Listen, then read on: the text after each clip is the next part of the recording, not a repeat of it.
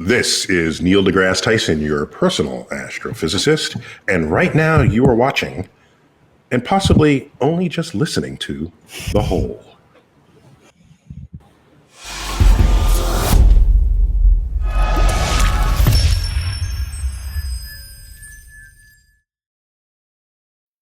Welcome to The Hole. I am Rob Sprant. I'm Franco Del Valle. I'm Lori Levine. We are joined by Noemi Gonzalez, who is having quite a day today. Selena, the series part 2 dropped today. Congratulations. Thank you so much. Thank you guys for having me. You guys are a fun bunch. Thank you. I'm glad you say that. Well, I tell you one thing right now, that it's such a crazy thing to see the success of the show and the success that it's having. I know the first part of it had 25 million views, and that's huge for any television show. Absolutely, I think, and especially like in Latin America, even more. I think it broke Netflix there. Yeah, it definitely did. Everywhere. So, how does it feel? You must be thrilled.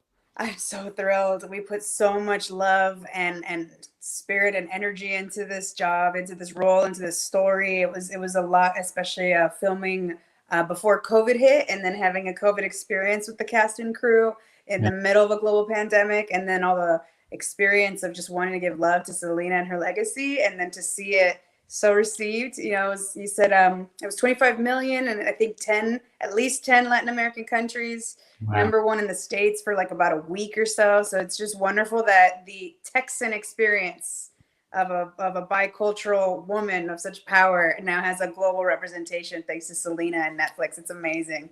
Yeah, and so stepping into a role like that, I know you've done other things before, but this is, it's something that comes with some weight, I'm sure. Yes. Especially just, because it's not, she's not just an artist. She was a phenomenon in a lot of ways, and and it says a lot about the culture as well. So how do you research something like that? You play Suzette, Selena's sister, and we're going to get into the drumming in a little bit too. Yeah. But so how do you research that to know? I know she's actually your boss at the same time, because she's the, she was running the show, but how do you get the research? Do you go to her a lot, or did you do it mostly on your own? I did it mostly on my own. #1, we wanted to have the space with our characters so that we can create it, because there's been so much material out there about them. There's so many Selena fan accounts, the Selena movie.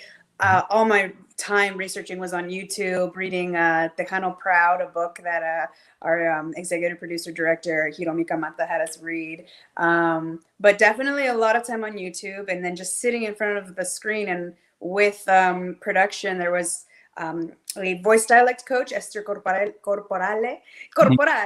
and then also Kiko Bernesi and Antonio Pontarelli were the drum instructors. So with both teams, but especially with Esther, we just really watched Suzette and registered. Where was she when she was playing more Tejano songs? Where was she spiritually with the drums when she was playing Bidi Bidi Bam Bam? Like, she's been playing for X amount of years now. So is she more comfortable? Has she got a different sass on it than she had when she was just starting? So it's really fun to just be a huge eagle eye, and Suzette in the fishbowl, the family in the fishbowl, for us to watch all the YouTube content. And I was already a huge fan beforehand, so I had already had a wealth of connection to the family, to Suzette, to Selena, and I just layered on top of it. I layered on top of it with the work responsibilities that we had. Yeah, being a fan of it too kind of helps, because it puts you're already maybe halfway there. Yes. But just, I always get fascinated on how people get ready for roles. And so you had to not only, learn all the lines, learn the part, so you had to learn the dialect, and then on top of that, you had to learn to drum. Correct. Yeah, it was a tall order. How much time did you have to do that? Like, from when you got it to when your first day on set, to give you like 2 weeks? Well, originally when I booked the role, we were set to film in 3 weeks. So I was like, excuse me, like drums in 3 weeks? Wow. And then luckily, because of production delays, I was able to have more time. So I was really thankful for that. So I rehearsed with the production for an hour Monday and Fridays, and I would rehearse every day 30 minutes day and night before, some in the morning, some in the evening, 30 minutes before I showed up to my drum rehearsal, because it was so little that I wanted to capitalize on the time I had with production's assistants. So I was really super disciplined. I was super focused. I would have a metronome going and with the drumsticks, learning like different things to do. And here's a photo of you. Oh, this was my first day performing the drums for the whole production, and it was incredibly intimidating because everyone wanted to see like, where are these guys at? Are they actually playing? Are they actually drumming? Oh man, 3 different looks for that song, Dame un beso, and that was the first look, first moment, and she was definitely not she was definitely in the earlier stages of embracing drumhood. Yeah, well, as a failed musician, I often watch when people are playing. I'm like, are they really playing? Are they not? And I was like, she's really playing. Like, I am. Yeah, it was incredible to get my body to get there. I was just like, my brain's not going to get it some days. Some days I'd be like, how am I going to go to production set day and this beat is different than this beat, because Selena also played with a lot of rock beats. So to go from all this cumbia, like smooth rhythm, to go like dun, dun, dun, dun, right. I was like, it was a trip. And so I had to navigate. I knew how to be an actor on a set, but I didn't know how to be an actor and a musician on set. So I had to balance my study hours of the scene, memorizing the scene, the research, and researching the music itself, and then practicing it. Oh, Suzette is more stiff here. She's more flowy here. Or, X, Y, and Z. She's actually singing in this one. So, there's no footage of this. I'm going to have this one for me. Right. You can make your own. And then on top of that, so as if that's not enough, then you have these wonderful outfits that you get to wear. Love the outfits. Yeah. On top of that, yeah, because I mean, it's twofold. Because firstly, it's a period piece. It's 80s into 90s, so it has that blend, and and then on top of that, obviously the stage costumes are another level over that. Mm-hmm. Yeah, those were show days. So anytime there was a show like you would definitely do it up. But there's a lot of glitter in this show too. Oh, Selena's all glitter. Yeah, I had glitter everywhere, in my dressing room, and my clothes, and my wardrobe, and my personal clothes. I was like, we're doing Selena the series. So how did you wind up getting the part? Did you have to audition for it? How did you? Yeah. Yeah. So first, I auditioned for Selena, and it was a beautiful opportunity to just go in, and I was incredibly like, thank you for the opportunity, Lord. Thank you. I'm gonna do my best, but wow, like I was just like, cool, this is incredible. I would never in my life imagine this opportunity. And I killed it. I did a great job. They immediately asked for another scene, and I was like, hey, all right. And then I was chilling for a while. I was chilling, confident that I'd hear back. I felt I was going to be a part of this. Like, I felt a connection. Somehow, when I saw the logo in my auditions and my emails, I was like, something's telling me in my spirit that something's waiting for me in this production. And then my manager called and was like, how'd it go? And I was like, I killed it. He was like, well, listen, Suzette breakdown just came out. I think your essence, because I've been working with him for 10 years, Yoni, love you, man. He was like, I think you're more Suzette. And I was like, I'm so game. Like, yeah, let's go. And then as soon as I auditioned for that, they were like, yep. And then we went rolling in that direction. Had an interview process talking about musicianship and if I'm up for it, because it's definitely a demanding instrument. And then I did a camera test at home to prove my likeness to Suzette. So that was really cool, and a way to connect me with the character right away. Oh, so do they have you, like, did I send you some pictures and you have to kind of get the likeness down, or did you? Yes, I asked for the pictures. They just said, like, hey, try to make yourself look like her. And I was like, can you give me what? Because there's a big span here. Are we doing 90s Suzette or are we doing 80s Suzette? How tight is that perm? What's that? How tight is my perm going to be? Exactly. I was like, And when did you cut your hair? When did you make, like, as a woman, and I read an interview that you did where you were like, it was my security blanket, my long hair. Yeah. Thank you, Lori. Yeah, I love my long hair. I was known for my long hair. I was known for this amazing bodacious hair, and I felt like that was so signature to my character as Noemi and my roles I was booking. And then to cut it all off, I definitely felt, and then to have more weight gain, I was like, oh wow, I'm really feeling myself in a way I've never felt before. That feels really strong and present. Like, you cannot miss me. This girl that has short hair, boom, body, and then just like, I'm here, vibrant, in the hoops, in the red lips, glitter, curls, whatever it is for Selena and in the Quintanilla family. But I cut it, I want to say the week before I started filming. I cut and permed it immediately. And it was from my waist down to about here. And then I got back to Mexico and they kept cutting it shorter. Like but you waited till that contract was signed. Oh yeah, for sure. That was a sacrifice that I was like, hold up, let me wait and see. I get it. Also, I was really excited to get it done because I had my hair long for 10 years and everyone's like, don't touch it. You have the signature Latina flowy long hair. And I was like, I like to play like Franco does. Like, let's have some hair dye. Let's have some bangs. And I wasn't allowed to because of headshots. And so when the cut came, I was actually really grateful for it. It was a really nice change to like find myself again in this look. And I only missed it when I got back to feeling more like Noemi and less like Suzette, where I was like, wait, where's Noemi with the short hair now? Because I don't have the Suzette wardrobe to like attach myself to. So it was a very interesting experience with character craft and body image. It was really interesting. Yeah, and this dropped as almost a surprise. Like, I know that when we talked about having you on was only maybe a week or two ago, and there was no date. And then all of a sudden it was May 4th. Was it something that was being kept a secret, or were you just as surprised as everyone else when it dropped? Yeah, I think you were. You could tell you almost tell. It was a secret. Yeah, I was terrified. In any interview, I'd be like, it comes out in May. Because I just didn't know if I was going to slip and I was going to pull a Timothy, what is it? The Spider-Man blip. Oh, yeah. Reveals everything. Yeah, you blew that big time. Yeah. Yeah, because I thought it was kind of strange that all of a sudden, like, how did they just give him a day to let them know? So you knew all along. It makes sense. Yeah, at least I mean, I don't know when I knew, but I definitely knew a little bit beforehand, and I was like, okay. Yeah. and you know, your personality comes out a lot in this role because, you know, Suzette's a very fun character. She has a lot of the funny parts in it as well, and it's a really good compliment to the Selena character in, you know, obviously in real life too, but like, you can really see your personality in the part for sure. Oh, thank you. Yeah, so congratulations on that. I'm curious as to how you got started, because I know you were born in California, right? Mm-hmm. So, I mean, you're already kind of in an area where entertainment is a big thing already. Like, is this something you always wanted to do?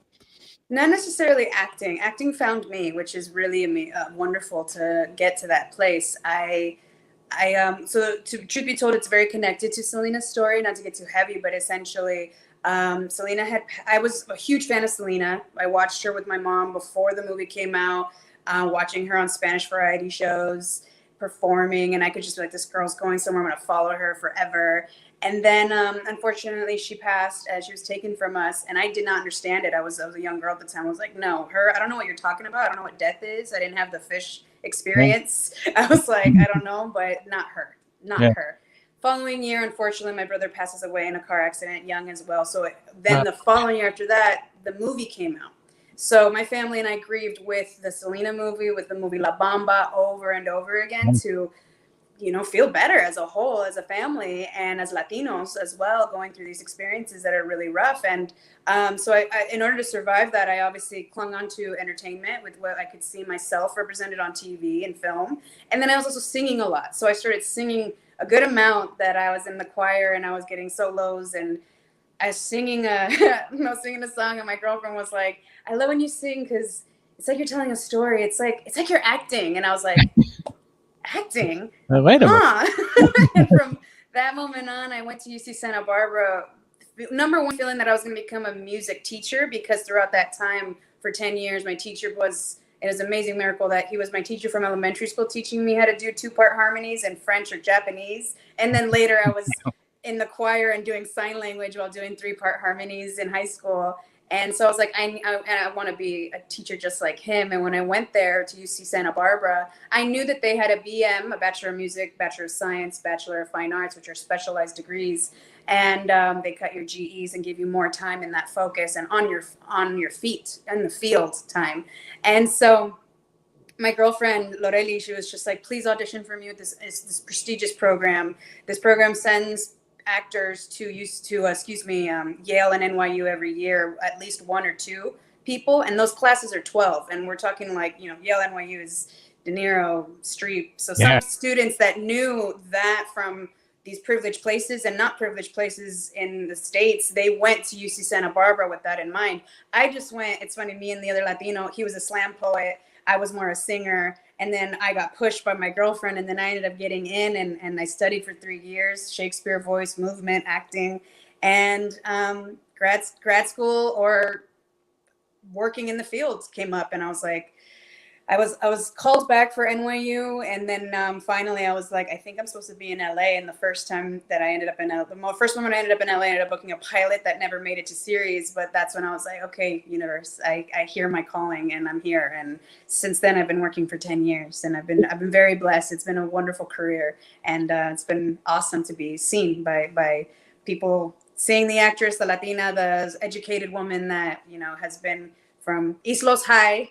Was my first like major thing on Hulu to now Netflix for some of the series. It's been a huge blessing, and it's definitely because of my training and education.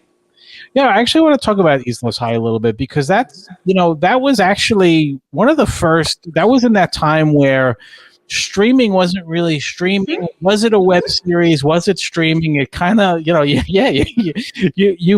taken over. You already, exactly. Like one of the, like that show was originally intended as a web series. Correct. And then Hulu picked it up, and it really took off. Like you did 4 seasons of that show, right? Well, yeah, the show did 4 seasons in a movie. I did 1 season. I was offered more, but at the time I was starting with paranormal. I was starting to do films, and I was like, I can't be too tied down.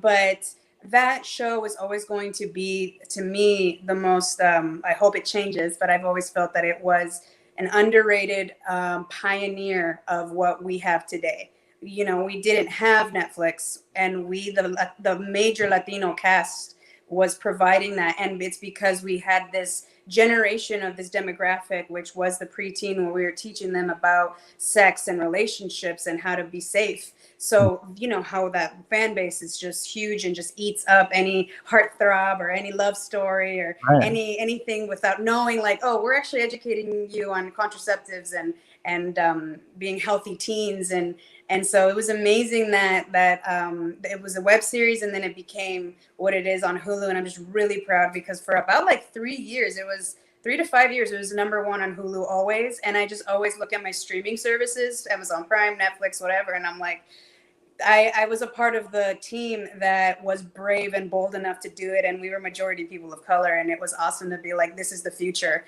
and to do it so early is just really cool. And Gabe Chavez, Gabe, my brother on Selena, he's also in East Los High too, so to be from Hulu to Netflix with him is like so cool. It's amazing. Yeah, and now that's really where television is at. The best shows are there. They really are, because it's great that you were part of the very beginning of it.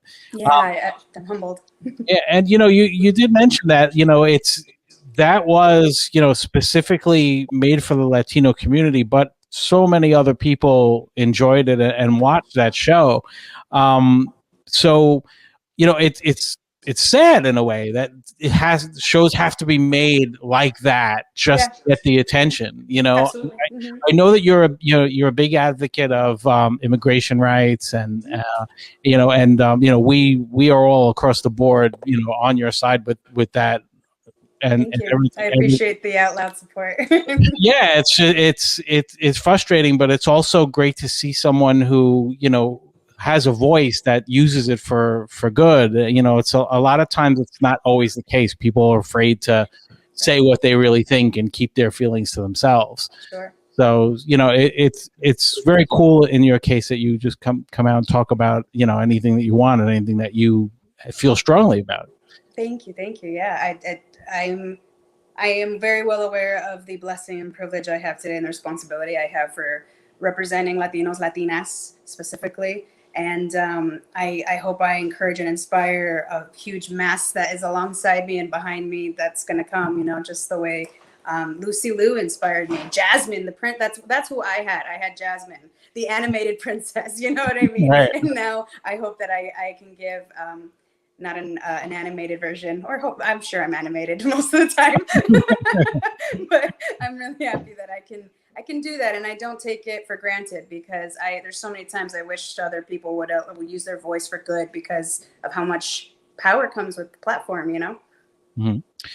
Now, one of the things also that intrigued me right away is that you were on a soap opera. You were on Young and the Restless. I always ask this question anytime we have someone, you know, in the acting profession that was on a soap opera, because it always fascinates me the differences in how that works versus everything else.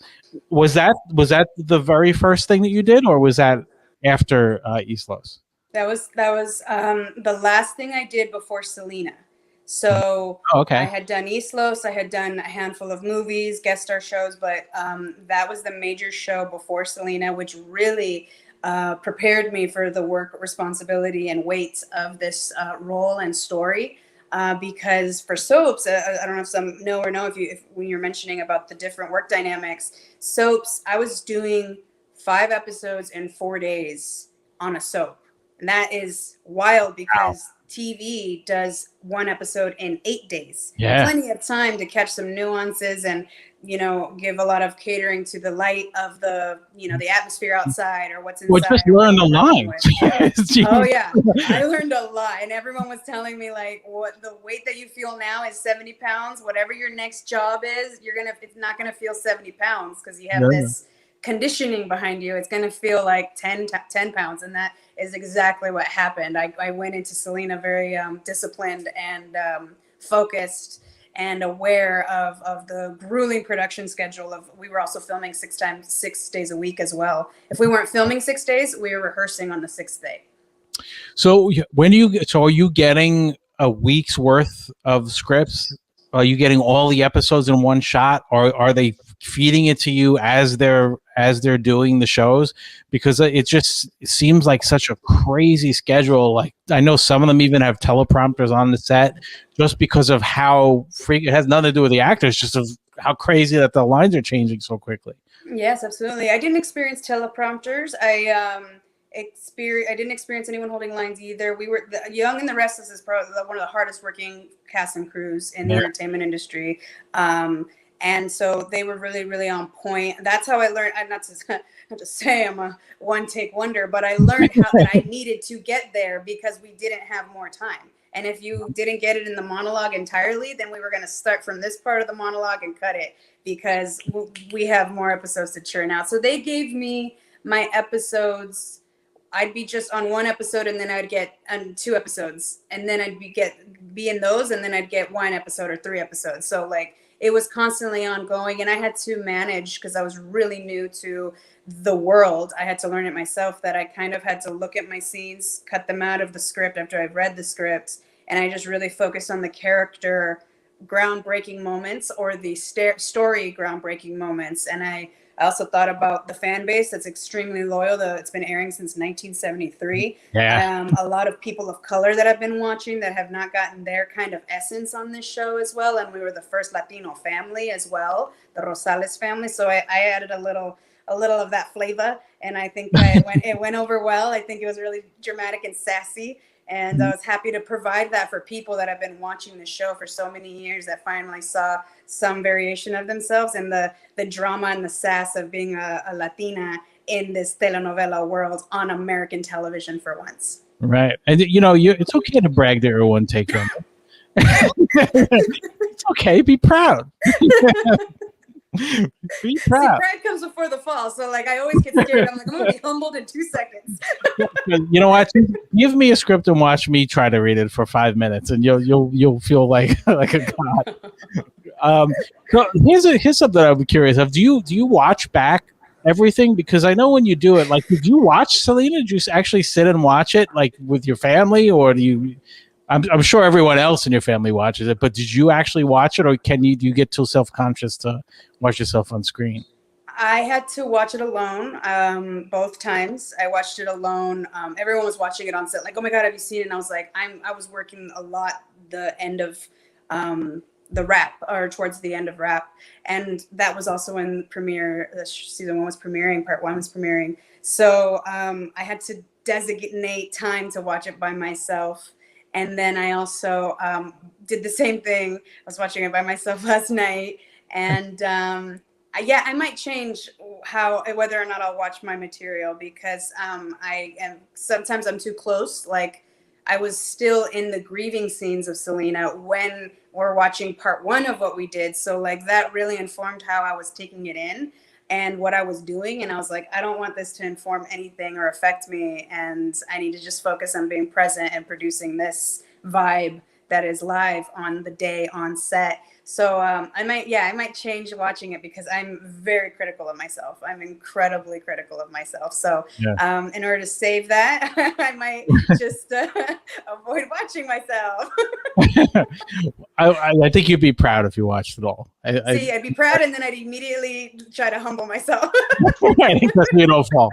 Excellent. So, is there anything that you learned on this that surprised you? I being a fan and then researching it and everything else, and I'm sure Suzette had information for you that you would have never known. Is there anything you learned that you were very surprised about? I get that question a lot, and I knew a lot about. I was a huge fan. I am a huge fan. I'm a very avid fan. I knew a lot. I think the main thing that really surprised me, two things. I think one, Selena related, was just seeing how young Christian was when she was drawing her fashion designs, and then seeing Christian and older Selena in the 90s and like those designs coming to life. So it really showed me like this artist had a vision, was a visionary. She already had that inspo before. She was that artist before what we know today of everyone that has fashion lines and perfumes. And she was doing that before everyone else. And that was one thing. And then the other thing was wild to me, meeting Suzette for the first time on Zoom, much like this. We were all like hanging out, talking, me, her, Sadie, and Christian. And she goes on to tell me like, yeah, I knew that her cousin had taught her incorrectly. I knew like, the drum experience a lot. But then she told me, I actually am left-handed. So I play on a right kit, but I'm actually, and I was like, what? Because all of the footage is obviously her playing right-handed. So I was like, we obviously know how complicated the drums are and how demanding. So it's like your brain and body rewiring. And then on top of it, it is being rewired to your less dominant. It's just wild to me that she survived so much as someone who was not as musically enthused and had to be a supportive bandmate. Look, Suzette, I'm not switching hands. I've learned everything. I'm not switching hands too. You did mention fashion. So another more congratulations in order. Oh. You are in Vogue Mexico in these amazing shots. This is a dream come true for a girl. This is unbelievable. My gosh, yes. Oh my goodness. Ryan West photography. It was a beautiful photo shoot with him that captured that with the Vogue Mexico feature and article with Paola, I believe. And it was just, oh my God. As soon as it came out, I was like, oh, that's right. It's official. I've been knowing it, but keeping it quiet. We know Hollywood changes things. And I didn't know when it was going to run this time. And then it happened to be the day before the release. And it's very dynamic. And I'm just like, humbled. I'm just so humbled. Yeah, this has been a great week, but it's, while you're humbled, you've earned it all, because I mean, you did an incredible job in the show. Thank you. And I think that anyone who watches it, and you should go to Netflix if you haven't watched it yet. Part 2 is out now. So this is it. I haven't watched part 2 yet. Yeah. So part 2 is the final part. Is it just the 2 parts and that's just right? 2 parts. 2 parts, and it's definitely, you're hooked and you just keep wanting to watch and watch. So definitely allow the time to binge, because you're going to want to. Absolutely. Now, what's next for you now that this is wrapped, or can you not talk about that either? I mean, I can't give specifics, but I believe an announcement is coming out very soon of a job I'm going to be doing very soon. So I'll be filming this year already. So it's nice to have that, and I'll be able to talk about it very soon and share that news with you. So it's really wonderful to get to do that. I'm also developing a TV show with my very best friend, who's also in the entertainment industry, Chelsea Rendon. She was on Vida. Okay. She was an amazing activist actress on that. And so it's really nice that she and I are producing our own. We're not waiting for anything else. And we never have. We were always killing it. And now we're just like, now this is ours. with our own Yes, crafts. yeah. So it's really wonderful to take whatever Hollywood can give me. That's obviously a blessing to learn and grow from, and enjoy those magical moments like Vogue and Selena the series, and now to be able to carve our own has been a beautiful experience that I can't wait to share with you guys once it's closer to full development. That's all. Well, Can you talk about the tax collector and working with Shia? Yeah. Oh my goodness. What a crazy movie. It was a creep. It was definitely a ride. It was definitely intense, just like the movie. Very much, whatever the movie is, whatever the show is, very much that energy is on set. It's on set, you know, you just can't help that is going on. So yeah, it was really intense, but we were very connected. And we were very much like a family on that set, because I absolutely loved how much David Ayer, the great writer and director, had us rehearsing in a way that I haven't seen in Hollywood in such a long time, that I'm like, please bring this back, because we all had this strong understanding. And then you have the intimate setting of watching Shia LaBeouf, George Lopez, Lana Parrilla in rehearsal space with us, that, you know, the audience doesn't get on camera. They just get the final last products of these takes smashed together. So to get to witness that with fellow artists that were so strong, and also artists that were so new, it was really, really wonderful to be a part of that movie. And I'm just really blessed to be in the tax collector family with David and Shia and all the gang. I call them Grupo Fuego. We went to Disneyland, and actually Grupo Fuego is a reference to the movie Selena, the movie. And that was like, just because we're just so into it. And this was before I knew I had the booking, y'all. You made it materialize. I didn't know it, but the universe was like, Shia gets a bad rap because I remember he was on the show called Project Greenlight, which was like a reality show from Ben Affleck and Matt Damon, and they were finding people every year. They would do a new project, and Shia, that was one of the first things I ever saw him, and he was such a funny, likable, like just everything about his essence. When it was over, I'm like, that kid is going to be a star, and he is so funny. So it's nice to hear people say good things about him, because sometimes he gets an unfair rap. It is unfair. I will say that. I really didn't appreciate the public / critics choosing to already be hating on a job that I've experienced working on something where the public or critics chose to hate on someone versus a fan base that was already developed with Selena. I was like, whoa, what a big difference, and how much that affects the narrative of the public watching.